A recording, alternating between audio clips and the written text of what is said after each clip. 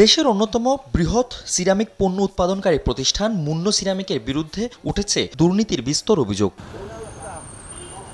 দুদকের তথ্য বলছে, উত্তরা ফাইন্যান্স অ্যান্ড ইনভেস্টমেন্ট লিমিটেডে কোনো ধরনের রেকর্ডপত্র জমা না দিয়ে কর্মকর্তাদের যোগসাজশে 89.5 কোটি টাকা আত্মসাৎ করে মুন্নো সিরামিক্স। অনুসন্ধানে আত্মসাতের অভিযোগ প্রমাণিত হওয়ায় মুন্নো সিরামিকের চেয়ারম্যান আফরোজা খানম রিতাসহ 7 জনের বিরুদ্ধে 4টি পৃথক মামলা করে দুদক। কোনো কাগজপত্র এবং আবেদন ছাড়াই উত্তরা ফাইন্যান্সের মোট 89.50 লক্ষ টাকা আত্মসাতের অভিযোগে উত্তরা ফাইন্যান্স লিমিটেডের ব্যবস্থাপনা পরিচালক এবং মুন্নো সিরামিক্সের চেয়ারম্যান সহ মোট 7 জনের নামে আজকে দুদক থেকে 4টে মামলা করা হয়েছে। এদিকে রূপালী ব্যাংক থেকে ঋণের নামে 450 কোটি টাকা আত্মসাতের অভিযোগে ডলি কনস্ট্রাকশনের এমডি নাসির উদ্দিন সহ সংশ্লিষ্ট 20 জনের বিরুদ্ধে মামলার চার্জশিট অনুমোদন দিয়েছে দুর্নীতি দমন কমিশন।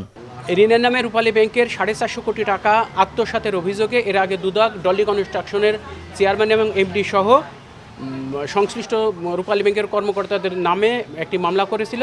আজকে সেই মামলায় দুদক চার্জশিট দিয়েছে। রূপালী ব্যাংকের কর্মকর্তাদের যোগসাজশে এই বিপুল অর্থ আত্মসাৎ করা হয়।